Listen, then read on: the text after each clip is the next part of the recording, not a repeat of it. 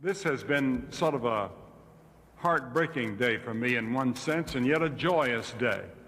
I've seen two great things. I've seen devastation on a scale that I've rarely seen. I was in the Korean War in the sense that I visited the Korean troops during the war for several weeks at a time, and then I was 3 times in Vietnam. And then I was in India when the great tidal wave hit India. And I was there, and I called the president of India, and I said, would you let me have a helicopter? I'd just been with him, and we'd been an acquaintance for some time. I'd seen him twice. And he gave me a helicopter, and they flew me in there. And 25,000 people had been killed by this tidal wave and the wind. And the bodies were up in the bushes and the trees everywhere, and their beautiful saris. And they were bringing prisoners in to burn the bodies because of the odor that was already beginning. And I'd been through all of that and many other things I could tell you. But today I saw something, I think, on a scale greater than any of those. You have to go way out in the country, and you have to go out the coast, as the governor was kind enough to take me today, and my son, Franklin. He just left because he wants to escape the weather that's on the way. He flies his own plane, and he's going to Tennessee, and then the next day he has to go to Vietnam. And he's going to Vietnam, I don't know what for, but he goes all over the world continually. One day he's in Africa, and one day he's in India, and he's so forth. But when Hugo hit, for the first time in the history of his organization, he decided to try to do something to help the people in this area. And so he came down here, and some of his associates came with him, and he made contact with Bill Dean and different others, and they decided that they would go to one of the poorer areas and bring in trailers and things like that, and mobile homes, which they've done, and we saw some of them today. And then the Salvation Army that Captain Worthy represents. I was with them in California, because then from Little Rock I went to California because the Salvation Army had invited me to speak at a banquet to raise a lot of money for homeless people, and they raised that night $750,000 net. And so we had quite an interesting affair there that night. And then about that time, the earthquake hit, Hugo. And so the Salvation Army said, would you go to Northern California and help us up there and go visit the people and go to the towns and villages that have not been in the news, that have been hit pretty hard. And so I went up there. And it was interesting how many of the policemen and how many of the mayors of these towns would ask me to lead in a prayer. And their thoughts had turned to God. And I remember when Hugo hit here, one of the national networks had a woman, a black woman in this city, and they asked her what her thoughts were. She said God was walking around here last night. And I think there's some truth in that. A God of mercy, a God of love, and a God of forgiveness. But also, I remember one night on the Dan Rather's news program on CBS, one lady was asked about the thing, and she said, well, God was just pressing down on us. And time after time, I heard the name God used on various programs that you don't hear God used too often. And so I think our minds and our hearts did turn to God, both in South Carolina and in California. And it seemed that both coasts felt the impact, a spiritual impact. And many people have asked me, why do these things happen? Why does God do this? And why does God allow this? I don't have the answer to that. But I want to read a passage in Hebrews, the 12th chapter, beginning with verse 26. Whose voice then shook the earth, but now he had promised, saying, yet once more I shake not only the earth, but also heaven. And this word, yet once more, signifieth the removing of those things that are shaken, as of things that are made. That those things which cannot be shaken, like the river that was read about in the 46th Psalm a moment ago, cannot be moved. Wherefore, we receiving a kingdom which cannot be moved, let us have grace whereby we may serve God acceptably with reverence and godly fear. God is saying here that sometime he's going to shake the whole world and the heavens. And when that great shaking comes, there'll be things that'll be destroyed, but there'll be some things that remain. And we saw even in the homes and the buildings today, many things had been carried away, blown for blocks. Very difficult to believe that a whole house can be picked up and moved as far as we saw that some of them had been moved. And yet there were some things that remained. There would be another house a short distance away that, at least from outward appearance, had not been touched. Why? And many people ask that question when this type of thing happens. And I'm sure that many of you have asked that. We're living in an increasingly dangerous world and a changing world. I watched the news tonight, and I saw the story coming from Germany of those East Germans by the thousands that are crossing the border. And then last year, my wife and I were in China, and we toured Eastern China, and I was allowed to speak at the universities and the Academy of Social Sciences and the Academy of Scientists, and no clergyman had spoken to them in a number of years, never dreaming what was about to happen, that an earthquake was about to shake China, the likes of which China has perhaps never known since the days when Mao Zedong took over China. But out of it all came blessings. There's a spirit of revival in China. There's a spirit of revival in Western Europe that we haven't seen. I've been preaching in Western Europe ever since 1944. And we've seen tremendous changes, and we've seen Western Europe turn secular and materialistic, but we're seeing a turning back toward God now. We held a crusade 2 or 3 years ago in Paris in their great new stadium. It was filled every night, and when I gave the invitation, people would come to make their commitment to Christ.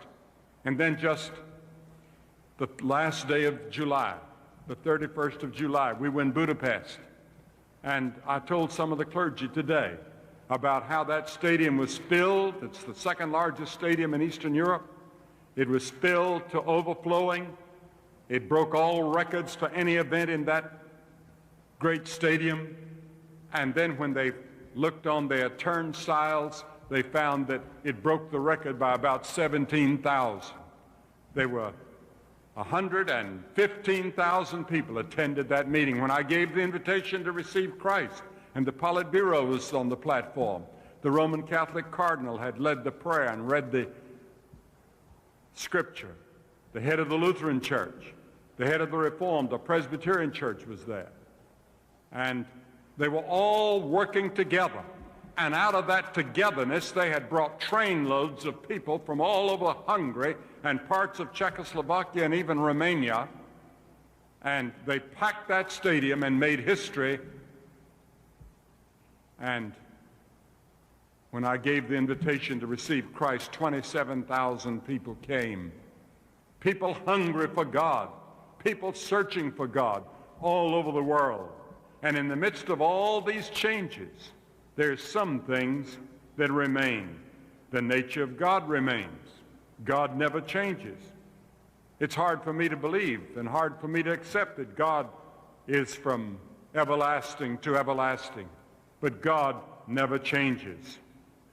And there are many people that feel that today that the great question that young people are asking is, what is meaning? Albert Camus said a quarter of a century ago, man cannot live without meaning. And people today say to themselves, I must suffer. We all suffer in our own way. It may be a broken marriage. It may be children that are disobedient. It may be something wrong in school or in business. And then people say, I must struggle. I have to suffer, but I must struggle. I'm at the mercy of chance. I feel guilty. Who am I? Where did I come from? Why am I here? Where am I going? What is the purpose and meaning of life? That's the big question today. And those people in Eastern Europe are searching desperately, and in China, for that answer. And they're doing it here in this country. And you are going to be searching even more than ever before Because you see, Hugo has not ended. Hugo came and did the devastation in a relatively short time, but the after effects are going to be a long time.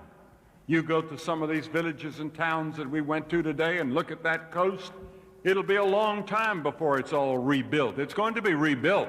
The spirit of the people of South Carolina and your leadership here has amazed me and thrilled me. And I don't think the people across the country have yet understood what happened here. They were all out at that ball game in California. All the press was out there, and of course they played that up because the hundreds of newspaper people were already there. But they came to the center of Charleston, and that's great. And Charleston was hit, but not quite like some of the places I think we saw today. We just came from Folly Beach, where I went as a boy. And some of these other places, and Sullivan's Island, and Isle of Palms, and up the coast to Myrtle Beach. And all these places have been devastated by Hurricane Hugo. And it's going to take all that you can do and the federal government can do. But the thing that thrills you is how people are working together. There's a working together on a scale perhaps you've never seen. There's an ecumenism among the churches in facing the devastation of Hugo. There's the working together of government, both federal and city, and the volunteer organizations that came in here, the Red Cross and the Salvation Army, and Samaritan's Purse and many other organizations, the Southern Baptist, the wonderful work they've done here. And all of these groups have worked and prayed and believed, and I believe out of all these ashes and all of this devastation, you're going to see a new spirit and a new Charleston and a new southern South Carolina, southeastern South Carolina. Yes, Jesus said, and there shall be signs in the sun and in the moon, and upon the earth distress of nations with perplexity. That word distress means to be pressed from all sides. The word perplexity means no way out. There'll come a day when you will be pressed, and seemingly there'll be no way out but one. That one is the one that said, I am the way, the truth, and the life. No man cometh to the Father but by me. And out of this devastation will come many people who will turn to Christ. I asked the head of the department that handles religion in China, I asked him why the Christians were growing so fast during the Cultural Revolution in China. And he said, we persecuted him. He was a communist leader. And he said, we found that the more we persecuted and the more trouble they had, the faster they grew. And he said, we're going to quit persecuting them. And because the Christians had grown from 750,000 to 50 million in just a short time under the terrible persecution of the Cultural Revolution. And that story could be repeated over and over and over again in Eastern Europe and in this country. I believe that people on the West Coast and East Coast of the United States are ready to listen to the gospel today as perhaps they haven't been ready to listen in a long time. And I remember once I was in college and I had a very bad spell of discouragement, and I wrote to my mother about it.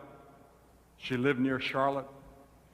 And I remember that she wrote me back and she said, son, when the fog comes in and when the clouds move in, reach up by faith and you'll find God's hand is already there.